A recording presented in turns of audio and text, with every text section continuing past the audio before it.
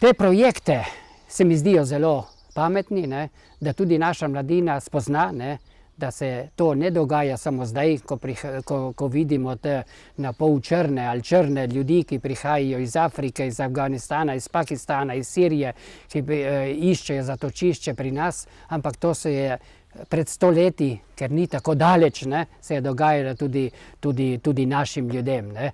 Naše none so o tem znale marsikaj povedati, samo na žalost nismo kaj dosti takrat prisluhnili, tako da smo te stvari začeli opisovati nekoliko zamudo, ampak s temi knjigami, ki so išle in tudi z raznimi dokumentarci, tako da smo nadoknadili vse to, kar smo v prejšnjih letih zanemarili. Torej, pred 100 leti je tu na Goriškem divjala strahovita vojna, krvava vojna, kjer je padlo veliko vojakov, ne, iz domala vseh narodov, evropskih narodov.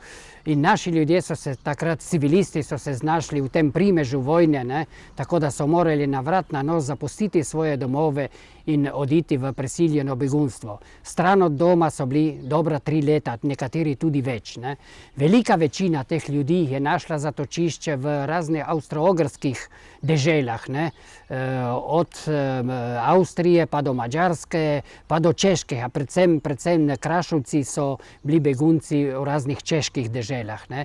Nekaj ljudi, naših ljudi, predvsem pa Bricev in ves zapadni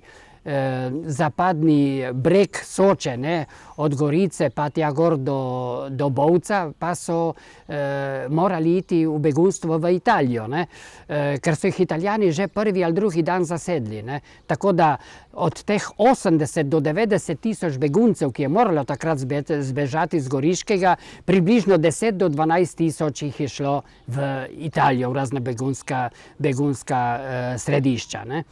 Največ naših je bilo osredotočeno v tako imenovani spodnji Avstriji, Niederösterreich, ne, čeprav je spodnja Avstrija se nahaja nad Dunajem, in tam so ustanovili, avstro-ogrske oblasti so ustanovili tudi več teh begunskih taborišč, od katerih je bilo najbolj slovensko Bruk ob Litvi, ob reki Litvi, oziroma po nemško Bruk an der Leitha. Ne. To je bilo kakih 30 do 35 km vzhodno od Dunaja. To je bilo povsem slovensko naselje, je bilo največje slovensko naselje izven slovenskih dežel. Ne. Če primerjamo te begunske tokove, ki prihajajo danes k nam, vidimo, da so v glavnem fantje, moški, mladi fantje. Medtem ko v našem primeru je bilo skoraj še bolj tragično, ne, so bile v glavnem ženske s kopico majhnih otrok, ne, ker moški so bili vsi pri vojakih. Ne. Ja, po teh začetnih težavah, ki jih pač predstavlja menjava okolja, ker naši so bili v glavnem Slovenci, niso znali nemščine, niso znali, tudi ko so prišli v stikih, ali pa na Češkem. Ne. Dobro, na Češkem so se že razumeli, ker je bila sorodnost jezikov, ne, ampak težave so bile. Ne. Kljub temu, da v teh taboriščih sej se niso imeli slabo, ne, ampak bili so daleč od doma, skrbi so bile velike, vsi očetje, sinovi, bratje so bili v vojski, je bilo vedno to trepetanje, ne, kaj se z njimi dogaja. Ne.